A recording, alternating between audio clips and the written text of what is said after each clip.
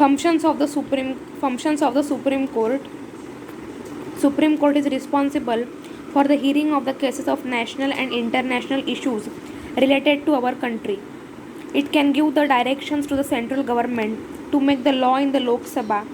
It is the highest authority to uphold the Constitution of the India and to protect the rights and liberties of the citizens and to uphold the values of the rule and law. Hence it is known as the guardian of our constitution. It can take up disputes between the government, citizens and government at the union and the state level. It can reopen the old cases. It can give punishment to the person who will not follow the constitution. Seventh is the it is the custodian of the fundamental rights. Under Article 32, every citizen of India has the locus standi to move to the court in order to seek the legal remedy if there is any right of infringement to the fundamental rights. Under the Article 129, Supreme Court is the court of record. Its judgment is unquestionable and are accepted by all the lower courts as precedents. Under Article 137 has the power to review its own judgment. Power to punish for contempt, civil or criminal, of a court with simple imprisonment for a 6 months or a fine up to 2000.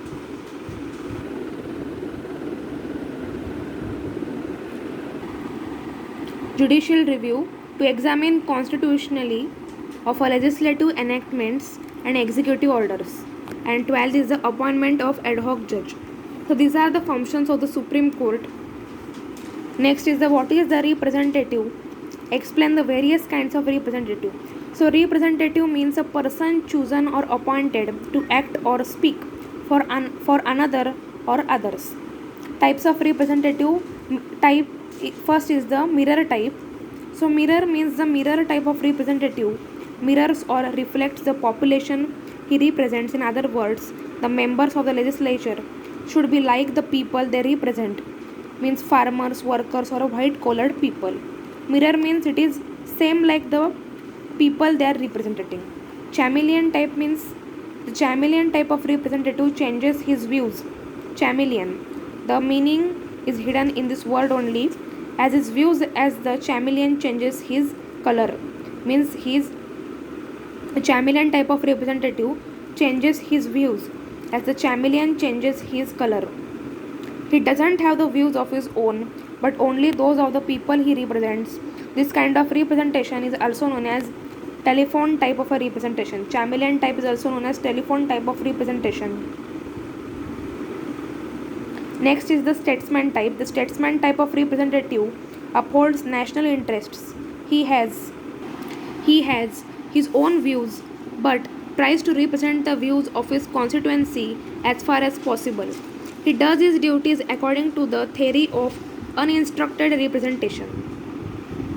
And the fourth is the party type. The party type means of a representative reflects the opinion of the political party with whose ticket he contested the election.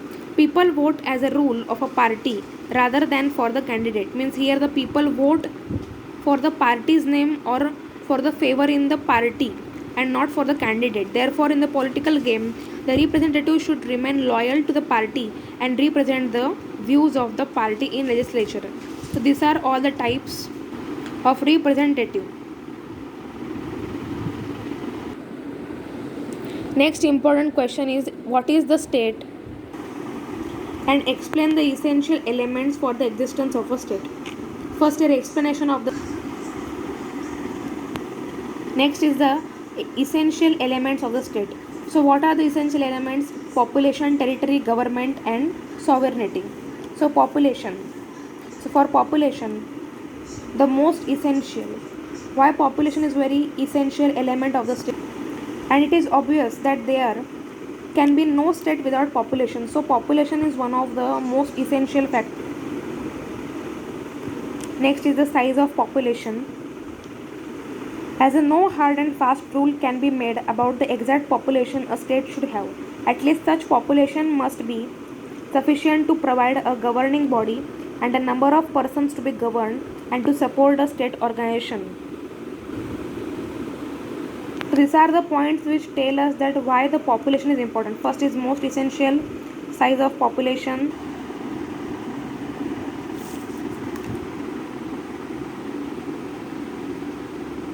Optimum population desirable means decimation of a population by war or epidemic may weaken a state, means by war or by epidemic population can decrease, so it can weaken a state.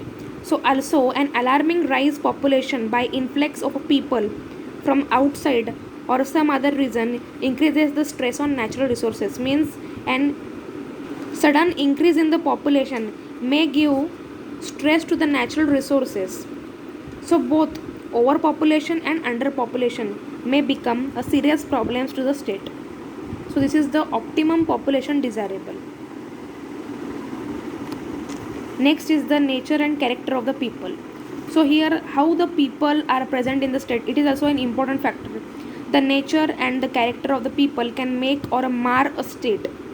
While the sick, easygoing, physically and mentally weak, illiterate, ignorant, mentally backward, lethargic people can hardly build a flourishing state, while the healthy, physically strong, intelligent, diligent, educated, disciplined, and dynamic people can make a state truly great.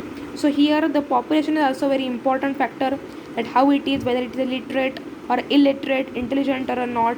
So the racial factors and the climatic conditions have the great influence on the population of a state. So this is the nature and character of the people. Next is the territory. Now the second important factor is territory. So why territory is important? Very essential. First point is very essential. Like population, fixed territory is very essential element of a state. The word territory includes the surface of the land, the subsoil, lakes and rivers, and also air space above the land within well-defined boundaries. Basic factor of natural resources. So how the land is, whether it is sandy, swampy and arid, then it's of a no use, whether the land is of a small size or a big size. How the land should be there? The process of a state depends much on its natural resources. A small territory with an ample water supply, rich fauna and flora, great mineral wealth and access to a sea is much better than a large but a poor territory with a landlocked. Size has no value if the territory is sandy, swampy and arid. So on the richness it depends not on the size, whether the land is a big or a small. Third is the large states, highly advantageous. Why the large states are advantageous? Have adequate resources to maintain a high standard of living and to promote the welfare and happiness of the people in general. Third factor is the government is the system or a group of people governing an unorganized community, often a state. Normally consists of legislature, executive and judiciary.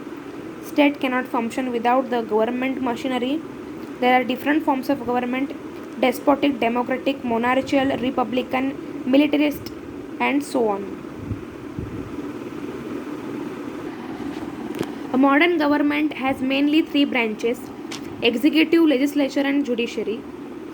Duties: maintaining law and order, punishing the lawbreakers, meting out justice, protecting the law abiding, and protecting the general welfare of the people.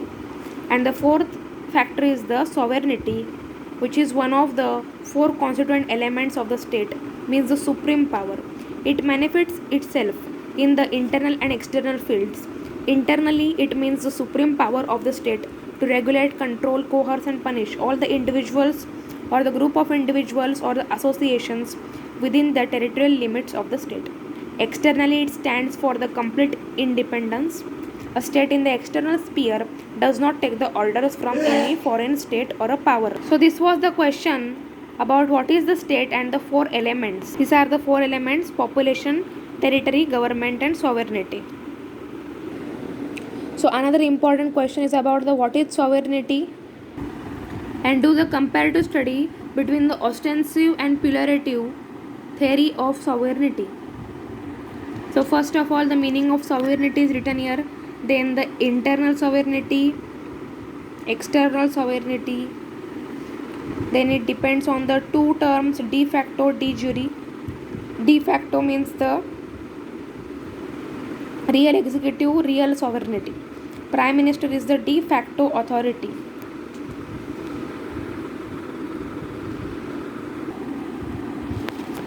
And de jure means the non-real or a non-real sovereignty. President is the de jure authority.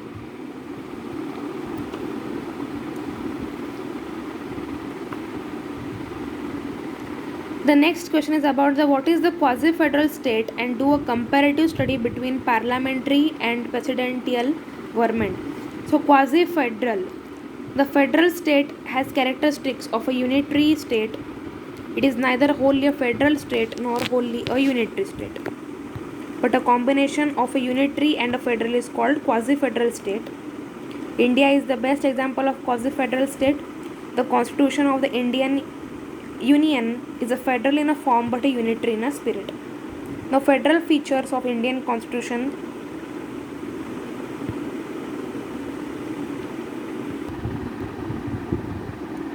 Then the unitary features of the Indian constitution.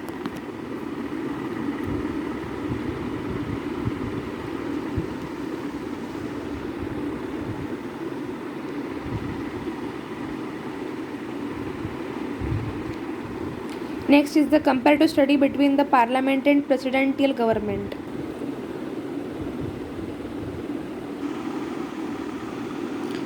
So in parliamentary form of government, ministers are only from MPs, from among MPs.